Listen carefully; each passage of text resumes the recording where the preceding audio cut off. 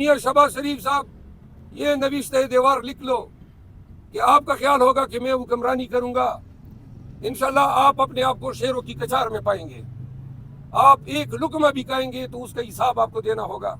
जो शख्स अदालत जाता है इंसाफ लेने या शिकायत करने, उसको या उठाया जाता है या भगाया जाता है, और ये दोनों के बाद फिर उस शख्स को इबरत की मिसाल बनाया जाता है। अगर ये हमारे मैंडेट के साथ इक़्तिदार पे बैठेंगे तो और हमें ज़बरदस्ती अज़्म इख्तिलाफ में बिठाया जाता है, तो न तो ये हमसे चैन से इक़्तिदार कर सकेंगे और न हम उनको पाकिस्तानियों के हकूक़ पे डाका डालने या पाकिस्तान के ख़जाने पे डाका डालने की इजाज़त देंगे और न इस काबिल छोड़ेंगे। इलेक्शन कमीशन में अब ये अंदेशे मज़ीद मुस्तहकम हो गए हैं कि ये मौजूदा इलेक्शन कमीशन पाकिस्तान तहरीक इंसाफ को रिज़र्व सीट से महरूम करने जा रही है, और हमें ये मुसद्दिक़ा इत्तलात हैं कि हमने जो लिस्टें दी हैं उन लिस्टों के हवाले से कोई भी तकनीकी इश्यूज़ उठाकर PTI के लिस्टों को रद्द किया जाएगा ताकि हमारी अददी पोजीशन जो है वो नेशनल असेंबली में ख़राब हो जाए। ताहम आज खान साहब के साथ मुलाकात में ये फ़ैसला ज़रूर हुआ है कि एक आखिरी उम्मीद के तौर पे जितने भी मुतासिरा उम्मीदवारान हैं और मैं ख़ुद भी ज़ाती हैसियत में और हमारे दीगर वकला दोस्त सुप्रीम कोर्ट में आर्टिकल 184(3) की जुरिस्डिक्शन के तहत पाकिस्तान की तारीख की ये जो सबसे बड़ी चोरी हुई है मैंडेट की, ये मसले, ये इश्यूज हम सुप्रीम कोर्ट की ओरिजिनल जुरिस्डिक्शन में उठाने जा रहे हैं। कौम भी देखें और कौम को इस्तदा है कि इन प्रोसीडिंग को बड़ा ही मेटिकुलसली वॉच करें और देखें कि क्या वहाँ पे अर्गू होता है और क्या ट्रीटमेंट हमें दी जाती है। हम ये समझते हैं कि आजकल ओवरऑल इंसाफ का अदालतों में फुकदान है।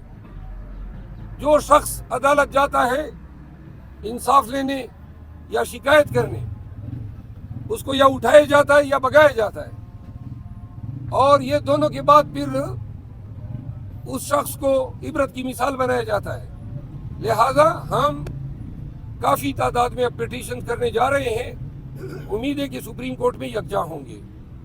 तीसरी बात यह है कि PMLN और पीपल पार्टी ने अनाउंस किया है कि उन्होंने ओहदों की बंदरबांट कर ली है। हम आपकी वसातत से कौम को बताना चाहते हैं कि अगर ये हमारे मैंडेट के साथ इक़्तिदार पे बैठेंगे तो और हमें ज़बरदस्ती अज़्म इख्तिलाफ में बिठाया जाता है, तो न तो ये हमसे चैन से इक़्तिदार कर सकेंगे और न हम उनको पाकिस्तानियों के हकूक़ पे डाका डालने या पाकिस्तान के ख़जाने पे डाका डालने की इजाज़त देंगे और न इस काबिल छोड़ेंगे। इंशाअल्लाह खान की हिदायत के तहत इस दफ़ा की अपोजिशन में काफ़ी पढ़े लिखे लोग बशमूल वकला आए हैं।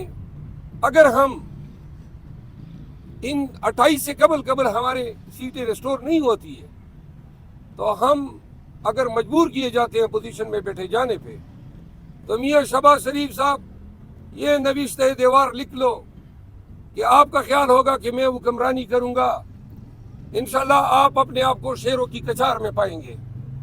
आप एक लुकमा भी खाएंगे तो उसका हिसाब आपको देना होगा, और अगर आप जरदारी जैसे मुस्तनद चोर को सदर पाकिस्तान जैसी अजीम मनसब पे फाइज करेंगे तो ये पाकिस्तान की तौहीन होगी।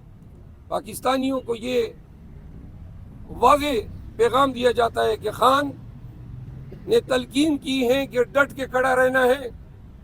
आगे भी अगर ये ज़ल्म के हथकंडे और फिस्तायत से भरपूर कार्रवाइयाँ करते हैं तो खान का हुक्म है कि हमने भरपूर इस्तिकामत के साथ इनके हर ज़ुल्म जबर का मुकाबला करना है। आप सबको ये भी वादे कर दें کہ پاکستان تحریک انصاف اور ہمارے بانی chairman Imran Khan Bushra be be کے ساتھ روا رکھے گئے سلوک پہ انتہائی رنجش میں مبتلا ہیں. پوری پاکستان تحریک انصاف خان کے ساتھ یکجہتی کا اظہار کرتی ہے. یہی سپرنٹینڈنٹ جیل اسد وڑائچ نے اپنے ایک اسسٹنٹ سپرنٹینڈنٹ کے ذریعے بنی گالہ کو منی جیل میں تبدیل کیا ہوا ہے اور وہاں اپنے ہی گھر میں بشرا بی بی کے ساتھ انتہائی ظالمانہ برتاؤ رکھا گیا ہے.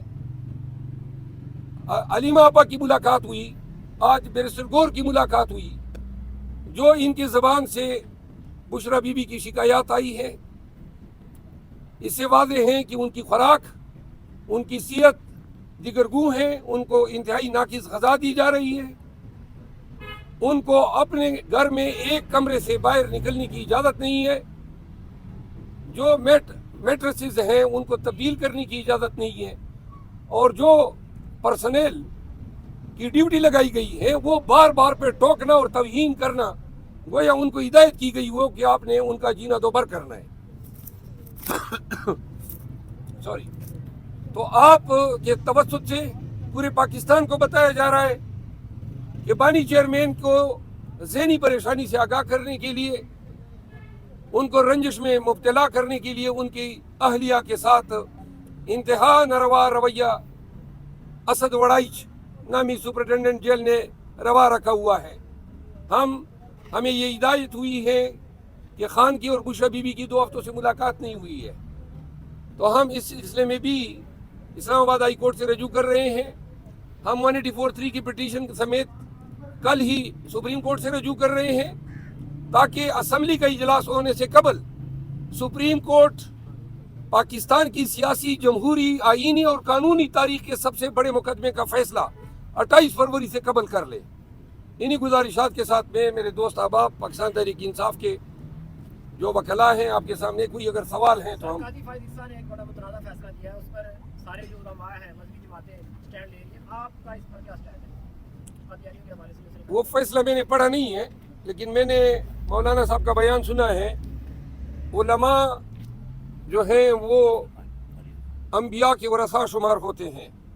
اگر ہمارے جید علماء کرام جو ہیں انہوں نے قاضی فائز عیسیٰ کی اس فیصلے کو مسترد کیا ہے, جہاں تک میں نے سنا ہے, میں چونکہ وکیل ہوں فیصلہ دیکھنے کے بعد میں کوئی کمنٹ کر سکتا ہوں, لیکن جو سنائی بات ہے وہ یہ ہے کہ انہوں نے قادیانیوں کو اپنے مذہب کی ترویج یا تبلیغ کرنے کی اجازت دی ہے. ایسا کوئی مینڈیٹ سپریم کورٹ کے پاس نہیں ہے, نہ سپریم کورٹ ایسے فیصلے کر سکتی ہے جو آئین سے متصادم ہو.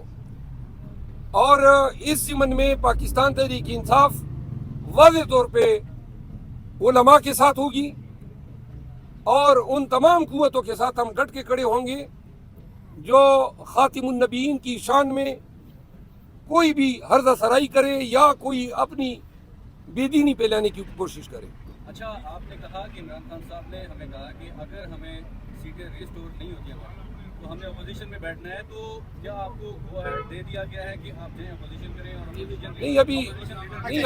ابھی تو ہم یہ توقع کر رہے ہیں کہ سپریم کورٹ میں جو کل ہم پٹیشن دائر کر رہے ہیں ان کی سماعت 28 سے قبل ہو جائے گی. مروت صاحب, آپ کے مختلف لیڈرز ہیں, کوئی 140 سیٹیں کہتا ہے, کوئی 180 سیٹیں کہتا ہے, تو آپ لوگوں کو آپس میں تعداد کیوں نہیں ملتی سیٹوں کی, اور اصل سیٹیں کتنی ہیں جو آپ سے چھینی؟ وہ کوئی کون ہے؟ آپ کا بھی 140 کی باتیں ہوتی ہیں, وہ بیرسٹر غور صاحب نے 140 سیٹوں کا, آپ 180 کہتے ہیں, اصل میں کتنا مینڈیٹ چھینا گیا ہے آپ کا؟ یہ آپ کی اپنی ہی بات ہوگی جو آپ نے ابھی اختراع کر لی. ہم نے تو 180 سیٹوں کی بات کی ہے, 140 کس نے کہا ہے؟ Thank you so much.